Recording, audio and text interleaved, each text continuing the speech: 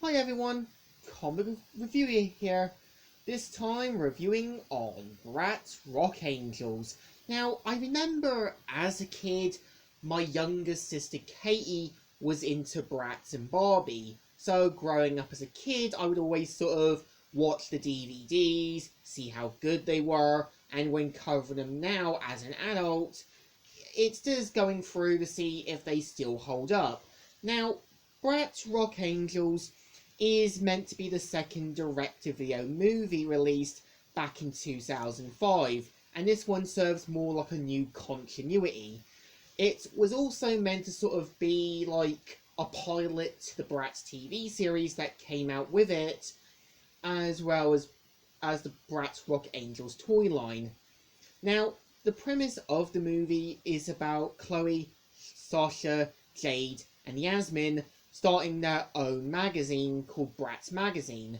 So, with the film itself, introduces the characters quite well. You've got Chloe, who's kind of the drama queen, and voiced by Olivia Huck, also known for voicing Ty Lee in Avatar: The Last Airbender, Rhonda in Hey Arnold, and also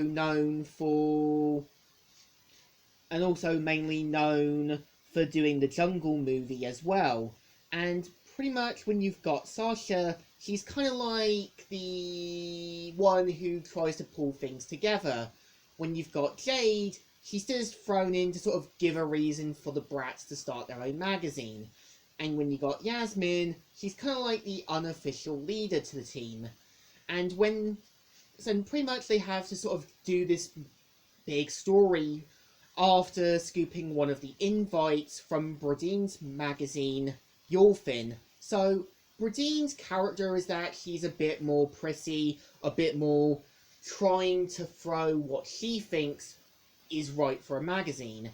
And when you kind of got her hench girls, the Tweevils, who are known as Christy and Kersey, I would say they're basically like the bulk and skull to the film as well to the TV series that came. Chrissy is pretty much more like the bit more of the brains of her sister, while Casey is a bit more of a dumb idiot. And throughout the movie, we see how the Bratz go to London. We do see how there's a few snicks and snags, and a bit more of them learning to sort of be more of a team again. Because when you've got Chloe falling for a British guy called Nigel, you kind of expected her friend Cameron to be a bit jealous and kind of be there to kind of put a stop to it. And I would say that the way they make up is really quite quick, and it kind of gives you that feel that they're meant to be friends and they're meant to be like that. And when you kind of got Dylan, yeah, he's basically the Roger to the series, as he's a bit more jokeful, he's a bit more trying to be that kind of person. And obviously, yeah, it's also meant to introduce Byron Prowl, who, keep in mind for a time, was meant to be a parody of Simon Cowell. And keep in mind, there's been loads of Simon Cowell appearances throughout the years, like The Simpsons, also Scoob, also Shrek 2, when they did the American Idol thing on DVD. It was that kind of thing. So pretty much, I would say the movie does have an important message about working as a team, as well as trying to start something big.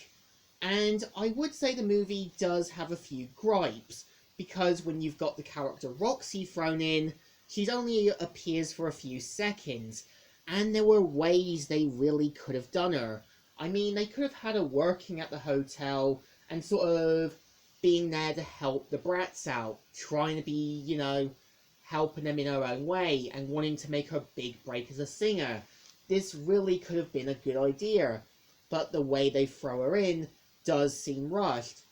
And I kind of feel when you've got areas to explore in London, it would have been interesting to have seen the Bratz go to nightclubs, other places.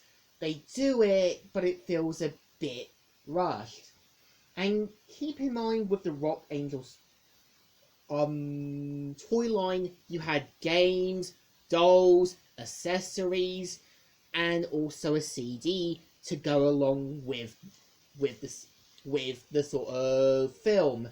And when it does try to do humor, it really feels a bit, wait, what?